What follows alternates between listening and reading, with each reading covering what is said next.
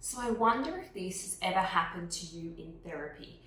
You have a sound that you're working on, it might be the L sound, and you're going through words and you're showing the picture cards to the child and they're saying them correct, and you're thinking, this is great, they know how to say leg, they can say like and light and leaf, and then all of a sudden you get to a word like look or long or lock, and you're thinking, wait a minute, my child could just use their L sound correctly with this set of words, but why are these ones wrong? Like, they just had it. You know, they shouldn't be saying them wrong. If this has happened to you, and if you find that there are a set of words that the child consistently makes an error on, consistently has difficulty with, I want you to look at the vowel sound, because this is one thing I've learned with articulation cards and choosing the right words. Some vowel sounds can help and facilitate and encourage a correct production of your target sound. So in this case, the high front vowels like E and I and E, they encourage the L to be made correctly. But rounded vowels like O and U, they encourage the child to use their lips and go back to their error sound, which in this case was like a WE sound for this child. So when this happens, there is sometimes a temptation just to work on the ones that the child has difficulty with, and I have done this before. But sometimes I will work on the sounds that the child is getting correct, and here's the reason why. The child experiences success because they can do these words, they're really, really good at them. It builds their confidence, but it also builds a good motor plan of like, I know what to do. I can make these sounds automatically. Like, these are my good sounds.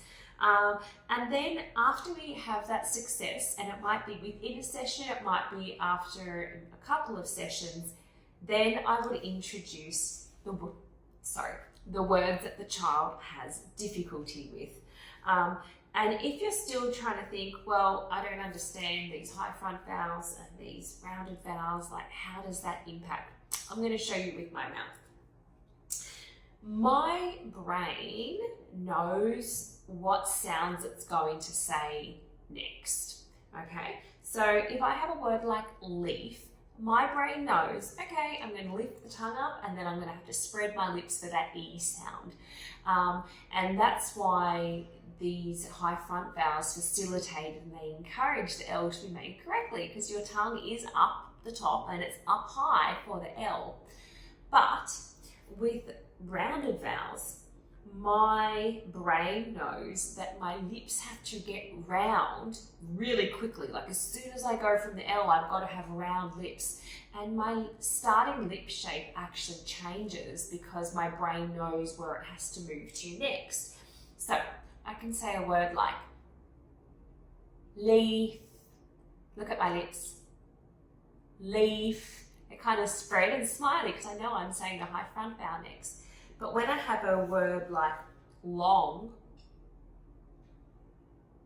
my lips are more rounded because I know I have to quickly transition from a high, tongue up to the O sound, long.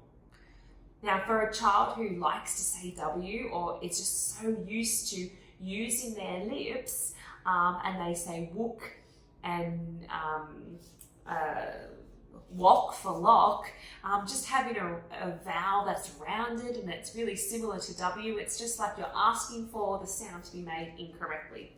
So I guess what I'm encouraging you here is to really think about your word set, and sometimes you might need to minimize and just start with words that your child can say correctly, and be aware of the vowels that help and of the vowels that hinder your target sound.